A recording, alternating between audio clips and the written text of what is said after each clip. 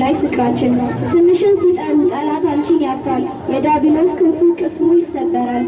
ከሴቶች ተመርጠሽ ለወልድ ማደሪያ ምንጊዜም አንቺ ነሽ የኛ መከበሪያ።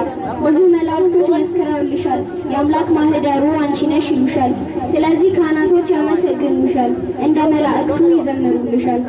ካንቺ ይወለድ ዘንድ እግዚአብሔር ፈቅዶ አዳምን ከሲኦል እንዲያወጣ ወዶ እንደኛ ሰው ሆነ ስጋን ተዋህዶ።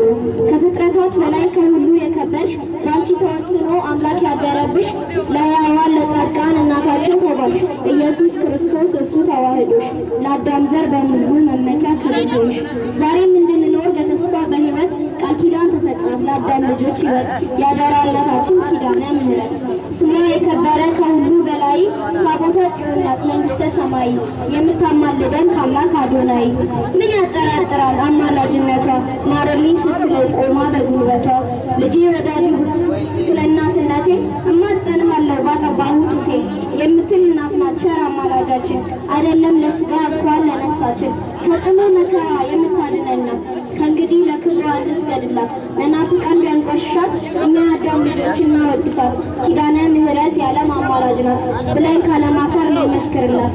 ልጇ በክብር ሲመጣ እንዲያድነን እናቴ ሆይ ስንላት ልጆቼ እንድትለን ዛሬ እሷን እንለምን ፊቷ ተንበርክከን ከልጇ ወዳጇ እንድታማልደን እንድታስታርቀን። ወስብሐት ለእግዚአብሔር።